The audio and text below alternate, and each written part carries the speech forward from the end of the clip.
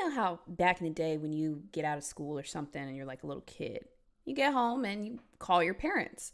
Like if you're home alone and your parents working or something, I don't know how it is these days. I mean, you still send a text or something, right? I feel like this is an experience that a lot of people understand. It's a pretty normal thing, you know, whether you've been on the end of the phone calling mom and saying, hey, I'm home, or whether you've just, seen a friend get the call. This is like normal, right? So on August 7th, this girl, she was 11 years old. She got home and she called her mom just as usual. Probably, I don't know, maybe she wanted something. Maybe she was just checking in, like whatever.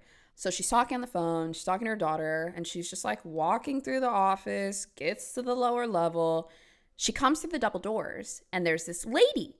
And the lady is holding a Remington bolt-action rifle, pointing it directly in her face. And she yells at her and says, you know what you did. And then she shot her. And then she starts to scream and stand over the body. You know what you did. You know what you did. And then she shot her again in the face, all while her 11-year-old daughter was on the phone.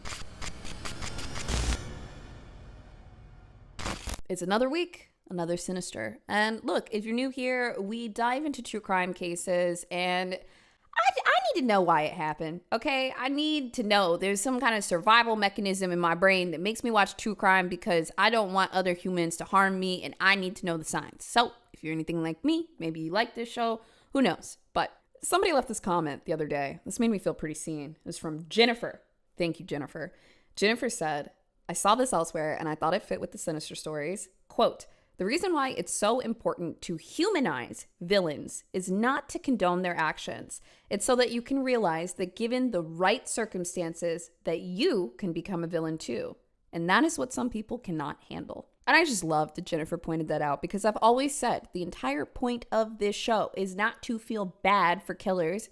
Stop doing that. I know some of you guys keep doing that. You're like, but they're a baby. No, they're not. They're a murderer.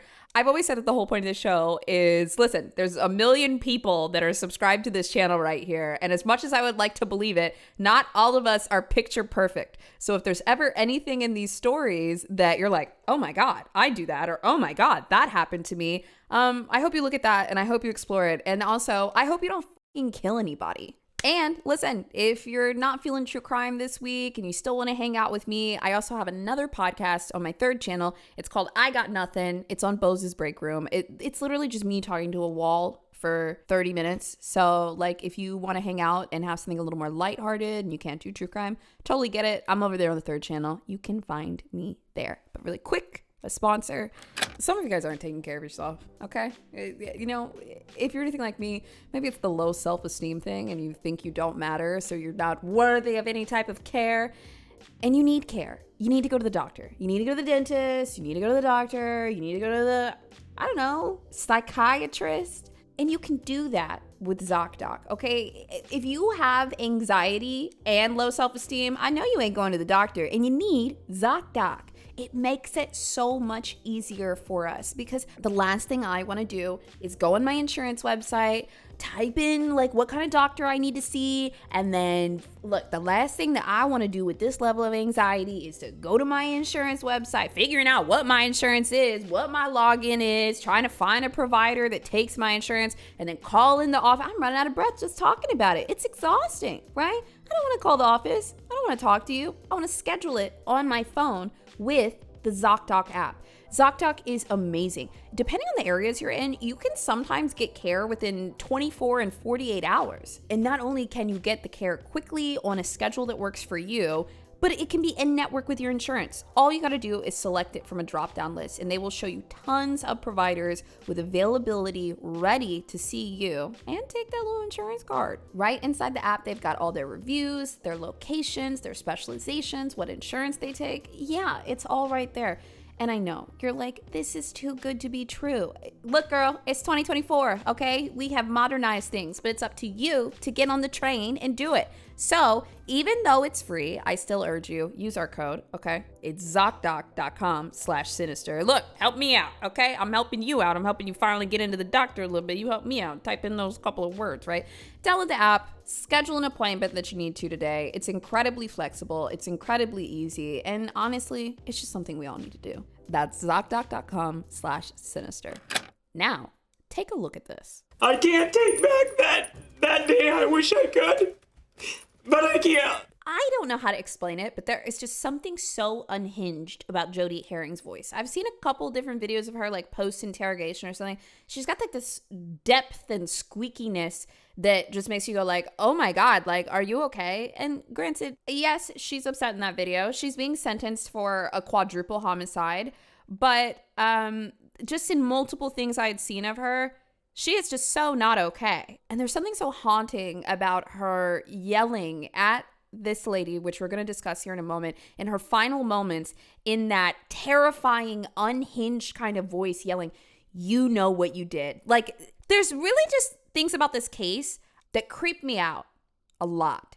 Jody's parents were 2 kids from New Hampshire. Their names were David and Janella. Also, we're up in the north for once. A lot of times I feel like we're in the south, and I start off these stories by telling you, well, their parents got married when they were 24 and 14. Like, I feel like that's always happening in these cases. We're up north. Everything's nice and normal. David is 20 and his wife, Janella, 18. I mean, kind of normal. The thought of getting married at college age stresses me out, but this is mostly normal, and it's the 70s. David was a pretty troubled guy, and understandably so. So in their family, Janella, she worked at a place called the New England Telephone Co., and then David worked on a farm. But what was weird about this was he worked on a different farm. It was actually the Raphael Lowe farm over in Vermont. And people thought this was like a little odd because his family had a farm. So it's like, hey, you can make money there. Why not work on your family's farm? He just didn't want to do it. He didn't want to go back there. He wanted to go still do the same type of work, but go somewhere else. It's interesting because when I first started going through this case and I saw that detail, I was like, oh, I think that's strange. Like, did something happen, you know? Later, I would find out more. But I just also think it's very telling that nobody in David's life was like, hey, why don't you want to go back to your family's farm? Like, what? Are you good? Are you something? They acted like it was weird that he works on this other farm in Vermont. But, you know, the couple, they kind of went about their lives. They had several kids. They had Dwayne, Sheila, and Amy. And then their youngest was a girl named Jody, who was born on September 11th, 1974. She loved her dad. I mean, I get it, you know, like when you're a parent and you're like, oh my God, this is the last kid we're having. This is the last one. And it's just like this sweet little girl. Like, there's such a bond between them, right? Jody thought the world of her dad. You know, people would testify later that they were just super, super, super close. And then everything changed one day. It was a Saturday in 1979. So Jody was about 5 years old. They found David outside with a gunshot wound to the head, gun in his hand, and he was dead. He was about 31 years old, and of course, this just drapes a darkness over the entire family, especially Jody. She was the youngest in the family and just really left to deal with it all on her own. And also her dad was just her favorite person in the world. And so, I mean, it's literally just like ripping stars out of the sky, out of nowhere. And then no one can explain to you what has happened. But then something else happened, which was just very strange. And I hate this detail. After David passed away, people in town and his family started saying that it was actually a murder. They said that no, he didn't do that to himself. They had this whole like theory. They were like, well, you know, the gun was actually in his right hand and he was left-handed. So, you know, we think somebody came after him. And people would be like, well, who do you think it was? And they'd be like, I don't know. Could be anybody. What I hate about this so much is that if David was truly in so much pain that he didn't want to be here anymore, invalidating those 31 years of pain before he like exits by saying, well, he wasn't even that sad. Somebody must have murdered him. Like that would, I don't know why, but that just like pulls at me so hard. And another example of this is quite a while ago, Chester Bennington from Lincoln Park passed away, rest in peace. And I saw this big uprising of people that were on TikTok saying, Chester didn't do that. He wouldn't have done that to himself. He had it all. Somebody else must have did this. Somebody was out to get him. Somebody was out to get him for his money. And you know who had to speak up for the TikTok conspiracy theorists? Chester Bennington's child got on TikTok and made a video and was like, hey, I don't have very much of a social presence, but I don't like people saying that my dad wasn't sad and that he would have never done that, because he did. And you guys saying that he was murdered is just a complete invalidation of a reality that I'm still trying to deal with. And it was very powerful. This is actually something that I feel like happens quite often, and it messes up everyone in their path. Somebody's dealing with a whole lot and they decide to take that action, which is incredibly devastating to everybody. I'm always like, please, let's keep fighting, everybody. Let's keep fighting. But then afterwards, if they do this and then people say, what? They wouldn't have done that. They were never sad. Even in death, they invalidate your pain. So strange. So anywho, Jody's family is like saying like he was murdered. And so Jody, as a child, is going to listen to her family. In looking at everything, this is one of the most major events of Jody's entire early life. Her father passing away. And rather than this being met with healthy grief, conversations, processing, it was instead met by conspiracy, which is incredibly confusing. But let's come back to David's death. So the coroner actually pronounces David's death as a suicide. However, everyone just chose to believe it was a murder, and so did Jody. She believed it.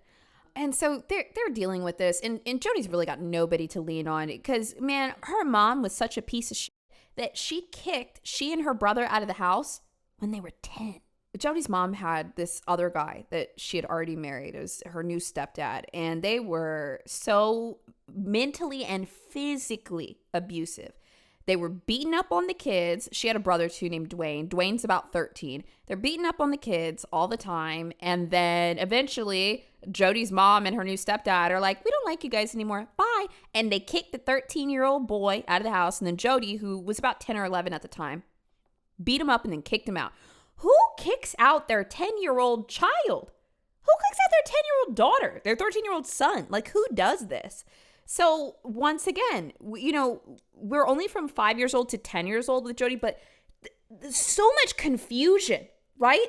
How do you make sense as a child of your mother kicking you out after she's been beating you for years? So Dwayne, her older brother, and by older I mean 13, kind of has to take Jody under his wing and figure things out. So, they sleep at their grandparents' house when they can. The grandparents did not take them in full time either, which is strange. I don't know where the other children are, because remember there was 4 kids at this point, but it's just Dwayne and Jody. And sometimes Dwayne would find like abandoned cars for them to sleep in for the night. That was a good night's rest for them. This is it. Sleeping with cars, hoping that grandma will let us stay for the night, make us a meal or something. Jody starts getting involved with some drugs too when she's younger. And this is just what life was like from 5 until 17. No support, wildly confusing. And then she is dealt another blow where she is raped and then gets pregnant by her attacker. And Jody decides that she wants to keep her kid. She wants to keep her child. And, as much as this is like honorable and noble, she just really did not have her life together, because Jody went on to have 3 kids in total just a few years after this. She went through a series of emotionally and physically abusive relationships, and just everything was constantly failing left and right. There's not a lot of information about Jody's drug history up to this point, but I have a little more information that comes in later. But it is known that she's like doing some pills and doing drugs, because she actually, things were so bad, Jody lost custody of all 3 of her kids, and the court system terminated her parental rights due to a history of extreme substance abuse. Now, fast forward to October 2014, Jody would be about 30 years old. Literally from 5 years old to 30, Her life was just abusive relationships, drugs, a lot of confusion. Jody's somebody that like has no idea what the fuck is going on. Like she doesn't know. She is just going to follow like what feels good. It's almost like half of her brain is completely turned off because her entire youth makes absolutely no sense. It doesn't make sense. And like, damn, dude, like I haven't experienced that, but I get and like truly sympathize with like how much emotional turmoil that can cause. So now in 2014, at 30, Jody is just a woman blindly floating and falling through the sky, grabbing pills as she falls, you know? Now her youngest is her daughter that's 8 years old, and she doesn't have primary custody of her, but this child is still living with Jody pretty much day to day. And now they're homeless. So just like Jody was sleeping in cars with Dwayne growing up because they didn't have anywhere to go, now she's just duplicating the cycle, and she's doing it with her kid. She's 30, on drugs, nowhere to go, homeless and unemployed, and now her daughter is 8 and sleeping in the cars with her overnight. You know how I always tell you guys, like, hey, here's the moment where we're going to start to turn our empathy cap down. This is a moment where Jody really loses me too, because listen, anybody can fall on hard times. Anybody can be sleeping in the car with their kid out of necessity, right? Like this shit happens. But what's astounding to me about Jody is the court took her children, terminated her rights as a parent. She was arrested several times. We'll get a little bit more into some of her history here in a minute. She had all of these come to Jesus moments. And then for me, the biggest come to Jesus moment is you, Jody, as a child, know how much it hurt you to be sleeping in this car to survive. And now you're doing that, and you're doing this, and then it's happening with your kid. A lot of times we have scenarios where we're like, fuck, I never want what happened to me to happen to my kid. But Jody has all of these wake-up calls that she keeps ignoring, and then the biggest one is, wow, you're repeating your story with your child, and here we are again. And guess what she's looking for? The next high. And everybody knows Jody and her daughter were such a concerning case that the school counselor got up and started making some calls. Look, y'all know we be going in and talking to the school counselor like, boo-hoo, something's happening, and they tell us to get over it and move on. No. This counselor was extremely concerned. They already knew that the child was homeless. And then when they tried to talk to Jody and see what was going on, the counselor said Jody was crazy. She couldn't stay on topic. She didn't have like one track going in her mind. There was 80 tracks. She would just go off topic. She would go on rambles. She would kind of like talk down target. Like Jody was absolutely out of control. And the counselor witnessed this, and they were like, well, we have to do something. So the counselor alerts the principal, and they try to connect Jody with resources for homelessness, for getting out of your situation, for dealing with substance abuse. And, you know, as they try to talk to her about these options, they said verbatim that she was becoming, quote, a little bit less coherent and more difficult to follow, quote. And that is actually the moment that they decided to call DCF, which is the Department of Children's Services. They got serious about this, as they should. They knew that Jody was not fit to take care of this child at all, and the child was struggling in school. They did their jobs. So this call actually happens while Jody is still there when they called DCF. And they let her know very calmly, the principal and the counselor, like, you know, we're going to get you some more resources. We feel like this is a little bit out of bounds for us, so we're going to connect you with DCF. And she knows exactly what DCF is because they terminated her parental rights a while ago. You know, they took her kids away. So she thinks, right? They didn't take your kids away. They are saving your kids from you right now in this moment while you fucking sober up and figure your shit out, right? But in her head, quote, they took my children away. So she doesn't want anything to do with DCF, and she gets angry. And when you think about it, Jody's probably triggered because she's been through this court process several times and she knows how it feels to lose her kids. So in this moment, this level of anger that the principal and the counselor are receiving is just monumental. Like it's truly terrifying. So Jody's upset. She's yelling. She's saying, I don't want their help. I don't need that. Da da da da. And regardless, you know, when DCF gets called, they got to investigate. And it is not looking good for Jody. By January 2015, this all started like in late 2014. She had lost custody. They took Jody's youngest daughter and they put her in conditional custody with her dad. And that was it. Jody was alone.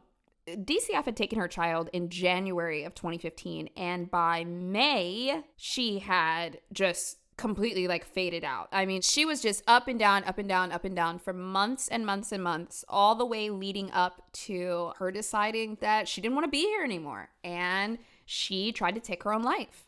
During this situation, Jody had taken a bunch of pills, and she had all of these photos of her kids surrounding her, her children that she had lost, and she felt like she was mourning. Granted, these are because of Jody's own actions, but I think this really paints a picture of what type of person she is. And then what she does next, I think, paints even more of a picture. See, Jody has a tendency to blame everybody but herself for things that happen to her. This is just a constant pattern in her life. Not only does she blame, but that blame is accented with extreme anger. And so on this day, after she had taken these, she called her cousin, and she just very angrily, and you got to remember I played you Jody's voice in the beginning. She's got this squeaky, like unhinged kind of voice. And she said, "You need to tell my kid, you need to tell them they don't have a mother anymore." And I mean, the cousin on the other end, like imagine you've got this extremely mentally ill family member that says that they are actively passing away. It's your fault, and you're responsible for these kids' feelings now, and da-da-da-da. And this is the phone call that Jody made as she was overdosing. The cousin, takes this as not personally as possible and does exactly what she did. She calls 911, calls the paramedics. So they go in and they find Jody, pictures, pills, and all, and they institutionalized her, as they should. Jody probably should have even been institutionalized before this had happened because she was just off her rocker for the longest time. And like the other interesting thing is like everyone in her family was watching this happen, and maybe they didn't know what to do. Maybe they gave up. I don't know. Now, it could be because Jody comes from a really, really screwed up family that normalizes abuse. And I mean, do they mean to normalize it? No, but generationally, like that is something that families end up doing a lot. They don't know how to deal with pain. They don't know how to deal with trauma. And so they just turn a blind eye to the things that happen to them and their family members around them. But the Herring story is pretty bad. You remember when I said that David, Jody's dad, didn't want to work on his family's farm? Later on in the trial, Jody Herring's team, they dug into their family history, and her attorney actually said Jody's family story is a soul-crushing story of rural poverty. And not everything that happened at Happy Valley Farm was well documented, and it was so bad that some would simply reject it as impossibly untrue. That's right. They had a farm called Happy Valley Farm. And on that farm were 16 children. The 16 children belonged to a guy named Frank. That was Jody's grandpa, not the one that used to house she and Dwayne before. This is the other grandpa. I also want to keep in mind before I tell you what was happening on the farm, not in great detail, but just enough so you get the picture. This is just Jody's grandfather, okay? This is not something that happened in the 1500s. This happened 2 generations above her pretty much. We still exist in a timeline with our grandparents, okay?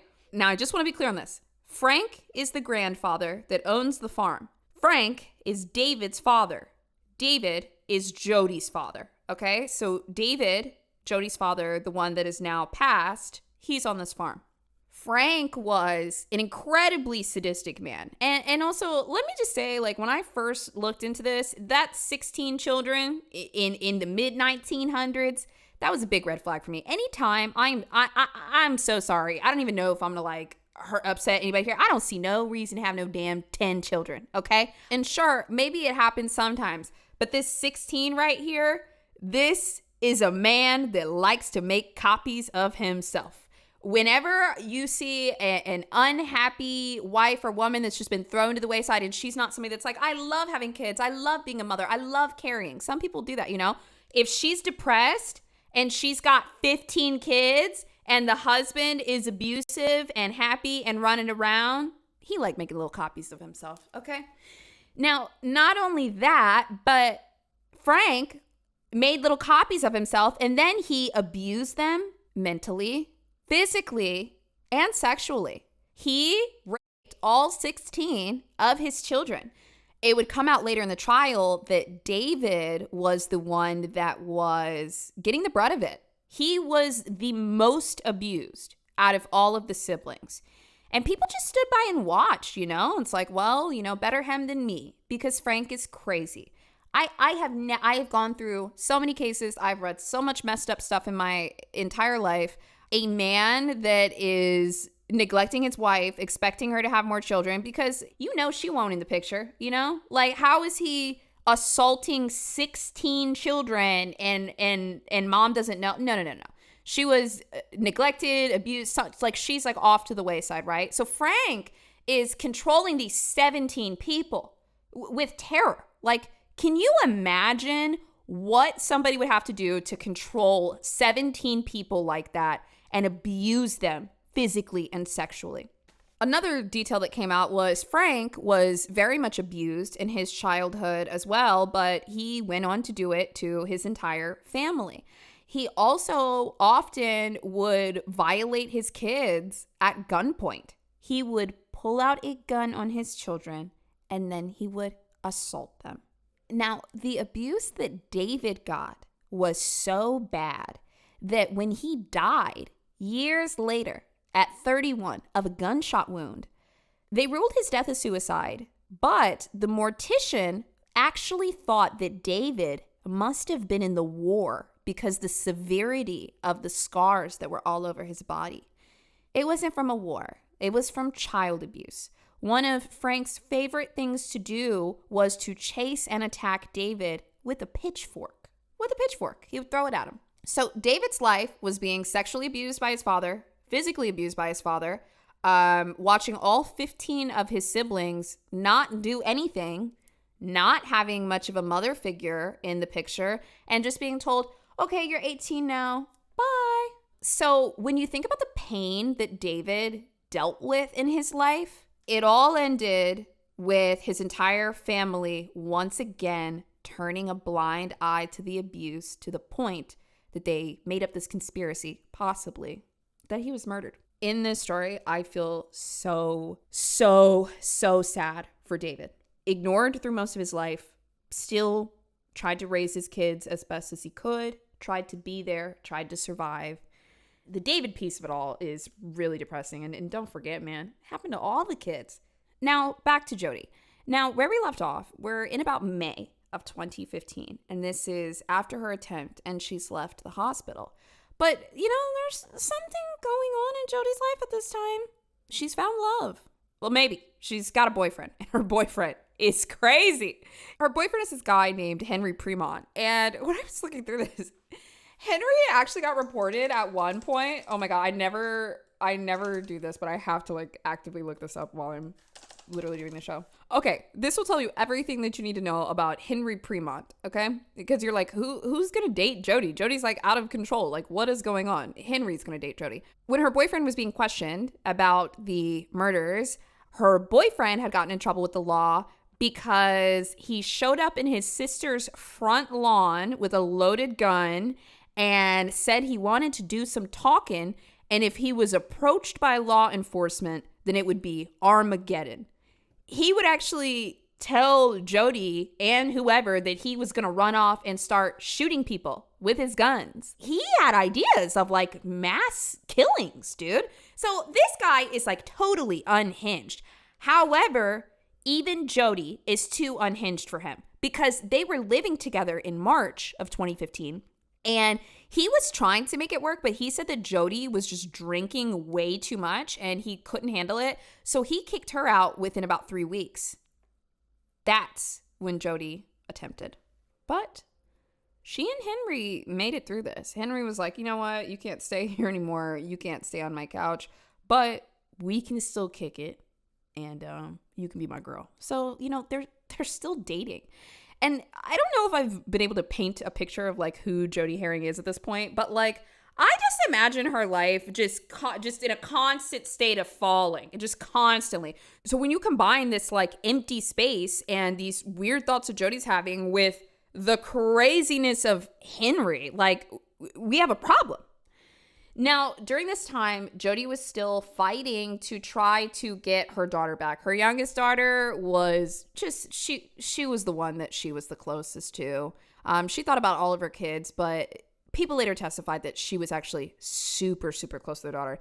Now, was she teaching her daughter to be a moral, upstanding citizen that cleans her room? No, but they did have a love for each other and care about each other very much. So she wants her back.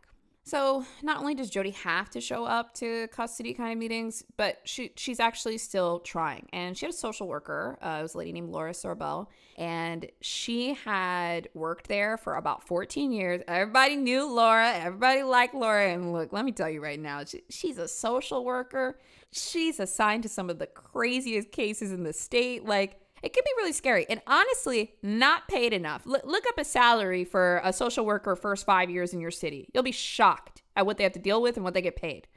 Laura is great at her job. She's doing these highly emotional cases, trying to move through them, making the best decision for children, for families, for the state, just everything. There's a lot of really tough work that goes into this. And Laura did it and liked her job for over 14 years. So Laura gets assigned Jody Herring's case. And this is not something that is unfamiliar to her, you know, highly anxious mom with a drug problem that just really wants her kids back, but isn't the right fit. And I mean, it's pretty obvious. Laura's a smart woman. She's got a bachelor's degree. She's got a master's degree. Like, she's very well educated.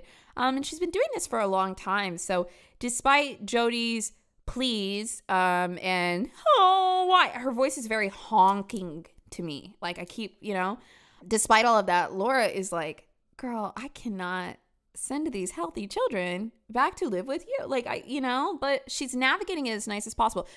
Laura's not being rude to Jody. She's just doing her job.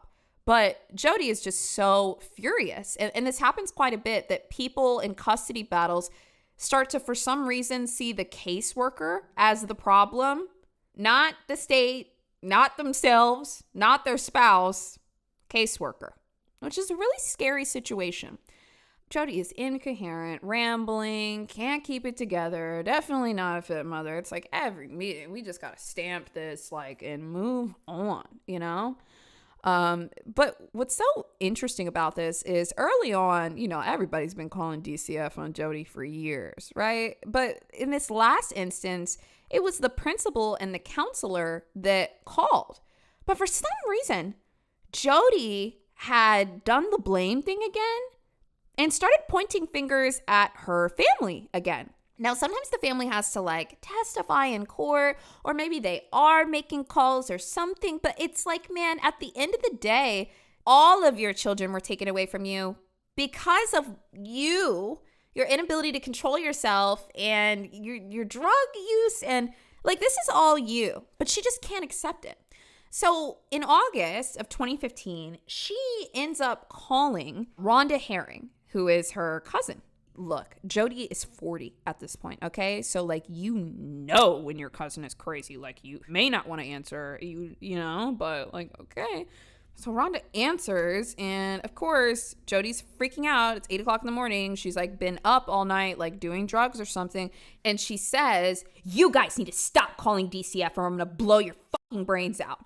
And this is the first line that, you know, comes out of her mouth. And Rhonda's like, holy shit, it's 8 o'clock in the morning, but holy shit, it's Jody. I need to take this seriously. So she's not only pissed, but she's physically threatening to shoot them.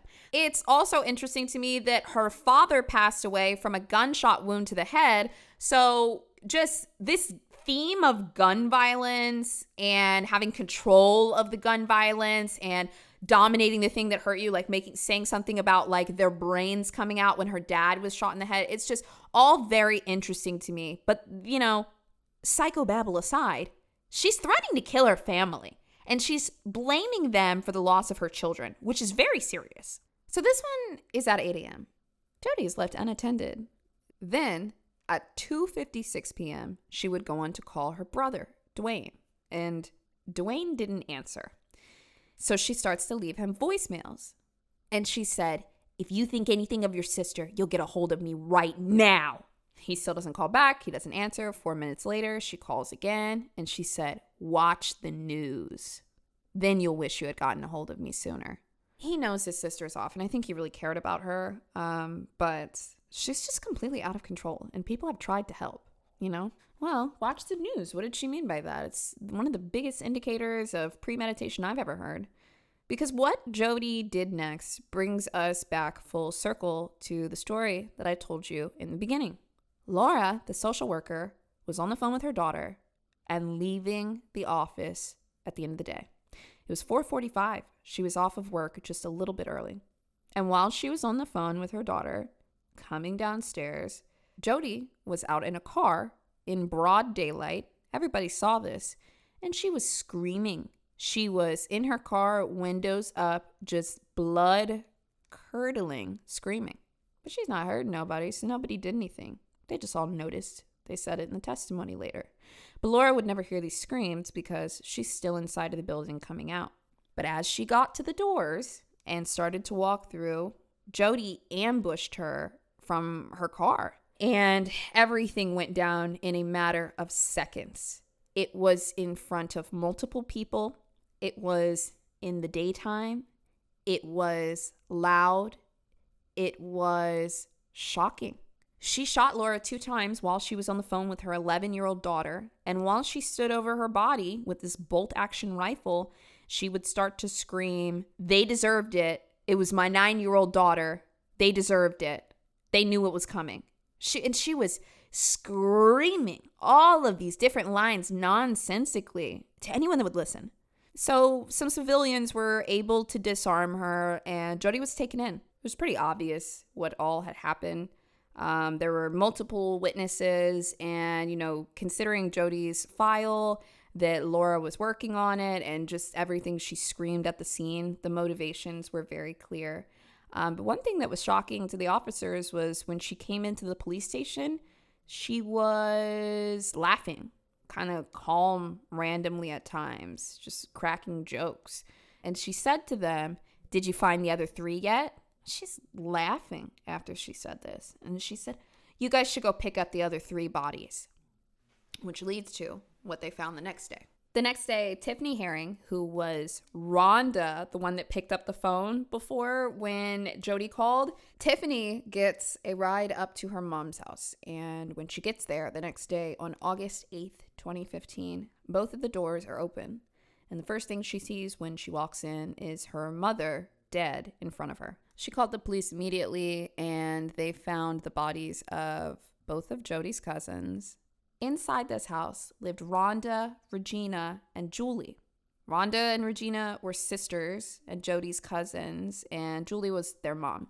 They all lived together. Man, one of the darkest things that I feel like I've had to talk about in one of these cases is an entire family, 2 sisters and their mom living together, being murdered in their own home by another family member. How do we get this dark? Well, I've been telling you the whole story, so maybe you see how. But how? What? How?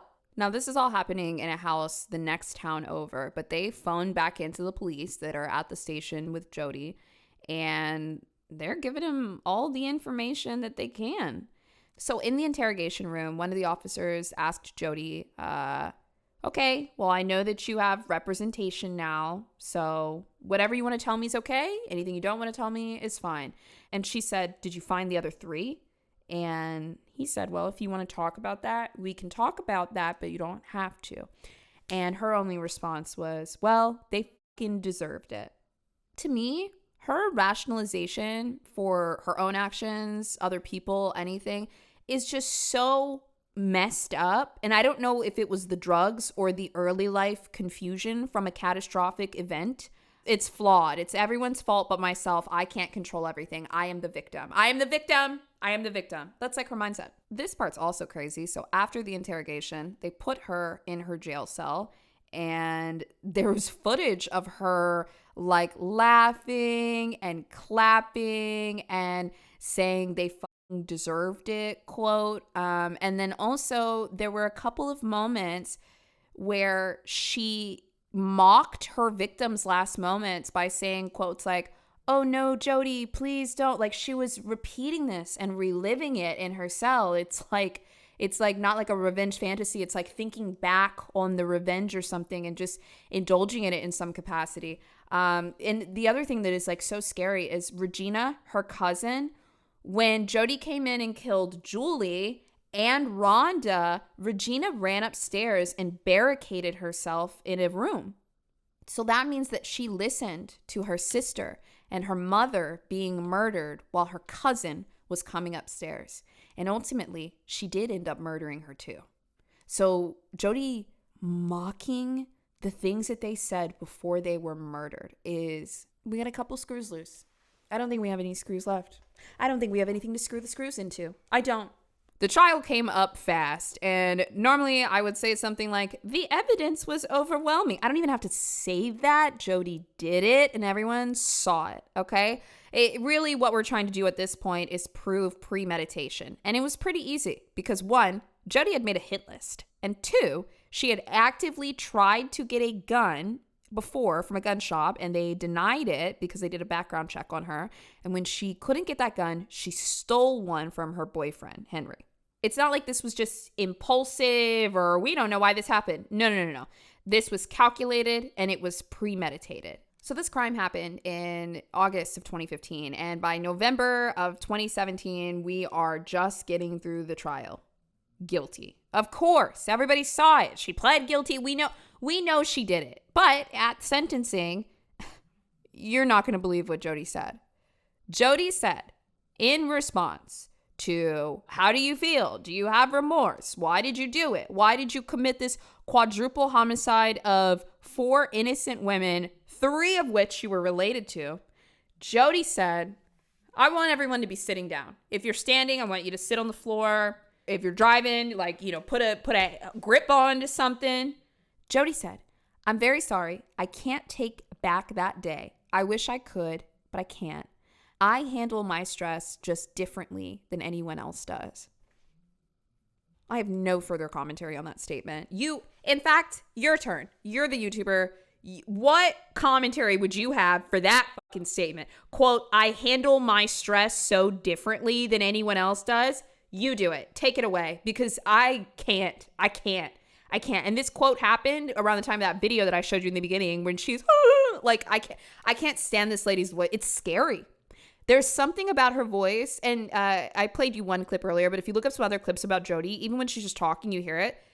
She sounds fucking unstable, and I've never heard anything like this before. Like, I've met thousands of people in my life. I've met pretty unstable people before. I'm fucking unstable, and don't nobody sound like that. There's something that creeps me out about it. Now, the sentencing. Of course, she's been appealing this to hell and back for the past couple of years. We're just wasting dollars over here. But quadruple murderer Jody Herring currently, right now, resides at the Chittenden Regional Correctional Facility in South Burlington. And her minimum release date is June 20th, 2215. From here, she will serve 190 years and 8 months in prison. Jody might handle stress differently than other people, but Jody is going to stay right there in prison where she belongs.